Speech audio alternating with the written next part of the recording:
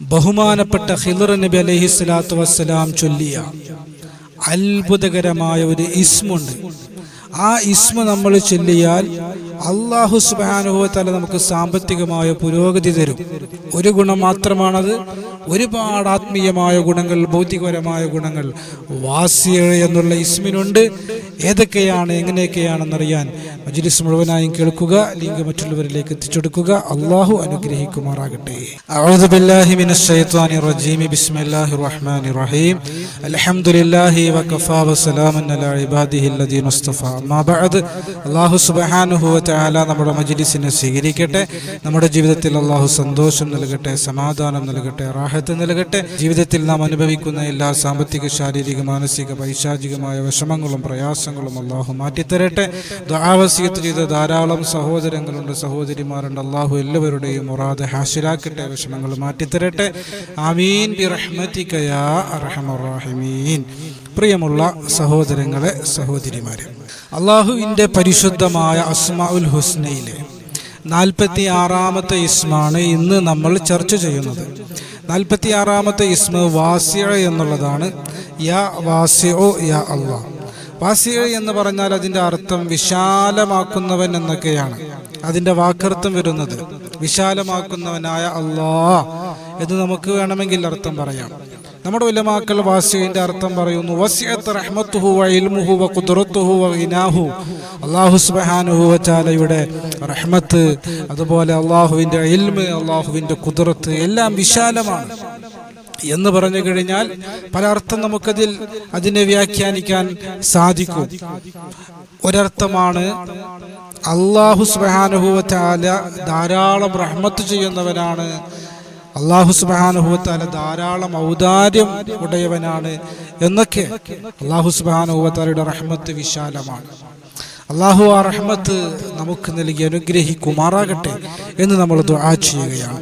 വിശുദ്ധമായ ഖുർആനിൽ 9 സ്ഥലങ്ങളിലായി വാസിഅ എന്നുള്ള ഇസ്മിനെ അല്ലാഹു പറഞ്ഞിട്ടുണ്ട്. ഇന്നല്ലാഹ വാസിഉൻ അലീം. സൂറത്തുൽ ബഖറയിൽ അങ്ങനെ ഒരു ആയത്ത് നമുക്ക് കാണാൻ കഴിയും. അത് ഒരു ഉദാഹരണം മാത്രമാണ്. അങ്ങനെ ഒരുപാട് ആയത്തുകൾ വാസിഅ എന്നുള്ള ഇസ്മ വിശുദ്ധമായ ഖുർആനിൽ പറഞ്ഞതായിട്ട് നമുക്ക് കാണാൻ കഴിയും.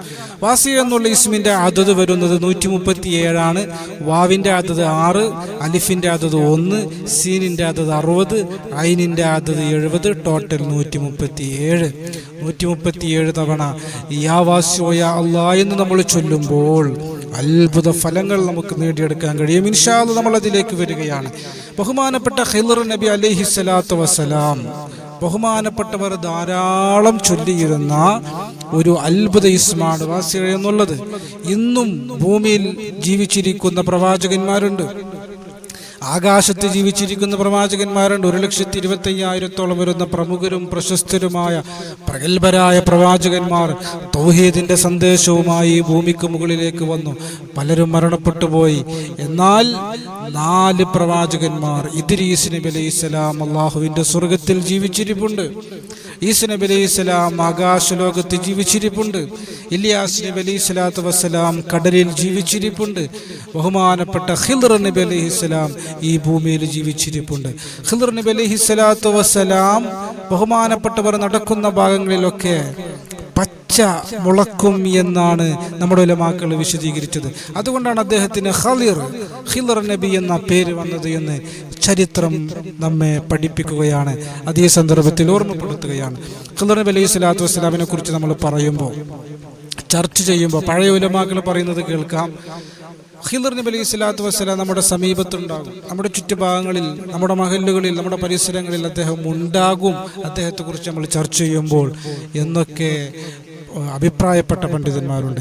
അങ്ങനെയുള്ള ബഹുമാനപ്പെട്ട ഖിദ്ർ നബി അലൈഹിസ്സലാം ബഹുമാനപ്പെട്ടവർ ഏറ്റവും കൂടുതൽ ചൊല്ലിയ അത്ഭുതകരമായ ഒരു ഇസ്മാണ് വാസിഅ എന്നുള്ളത് എന്ന് നമ്മുടെ ഉലമാക്കൾ വിശദീകരിക്കുകയാണ്.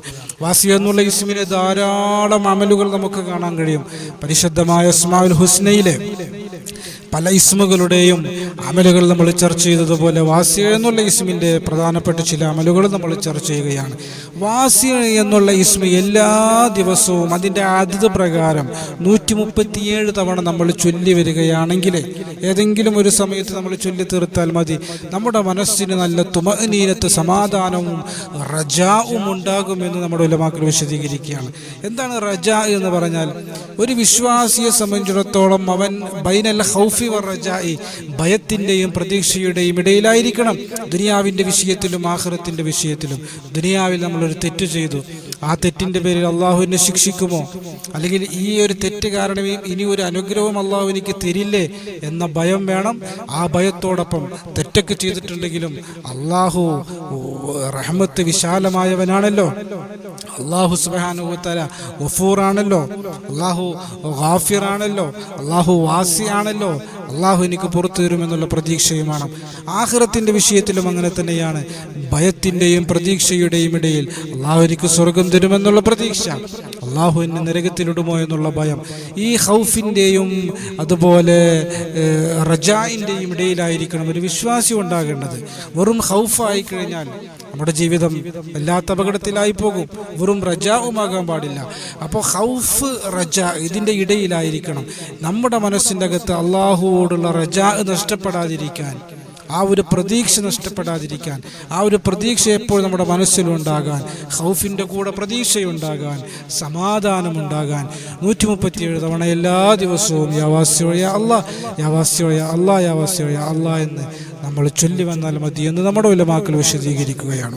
രണ്ടാമത്തെ ഒരു അമൽ എന്നുള്ളത് ദാരിദ്ര്യം മാറിക്കിട്ടാൻ, നമ്മുടെ ഭക്ഷണത്തിൽ വിശാലതയുണ്ടാകാൻ, റിസ്ക്കിനെ അല്ലാഹു സുബ്ഹാനഹു വ തആല വിശാലമാക്കി തരാൻ, സാമ്പത്തികമായ പുരോഗതി ഉണ്ടാകാൻ, ജോലിയിൽ ബറക്കത്തുണ്ടാകാൻ, വരുമാനങ്ങളിൽ പുരോഗതി ഉണ്ടാകാൻ, ബിസിനസ്സുകളിൽ നല്ല കച്ചവടമുണ്ടാകാൻ, ഇങ്ങനെ തുടങ്ങിയ നമ്മുടെ ജീവിത മാർഗങ്ങളൊക്കെ വിശാലമാകാൻ അള്ളാഹു വിശാലമാക്കി തരാൻ, വാസിയായ അള്ളാഹു സുബ്ഹാനഹു വ തആല നമ്മുടെ ജീവിത മാർഗങ്ങളെ വിശാലമാക്കി തരാൻ എല്ലാ ദിവസവും 5 നേര നമസ്കാര ശേഷം 137 തവണ യാ വാസിഉ യാ അല്ലാഹ്, യാ വാസിഉ യാ അല്ലാഹ്, യാ വാസിഉ യാ അല്ലാഹ് എന്ന് നമ്മൾ പതിവാക്കുക എന്നുള്ളതാണ്.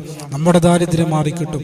എല്ലാ വിഷയത്തിലും അല്ലാഹു സുബ്ഹാനഹു വ തആല ഒരു വിശാലത നൽകുമെന്ന് നമ്മുടെ ഉലമാക്കൾ വിശദീകരിക്കുകയാണ്. മൂന്നാമത്തെ ഒരു അമൽ എന്നുള്ളത് നഷ്ടപ്പെട്ടത് തിരിച്ചു കിട്ടാൻ, നഷ്ടപ്പെട്ട പ്രൂഫ്, നഷ്ടപ്പെട്ട സ്വർണം, നഷ്ടപ്പെട്ട പണം, നഷ്ടപ്പെട്ട മറ്റെന്തെങ്കിലും വസ്തുക്കൾ നമുക്ക് തിരിച്ചു കിട്ടാൻ ബഹുമാനപ്പെട്ട ഖിദ്ർ നബി അലൈഹി സ്വലാത്തു വസ്സലാമിന്റെ പേരിൽ ഒരു യാസീൻ ഓതുക.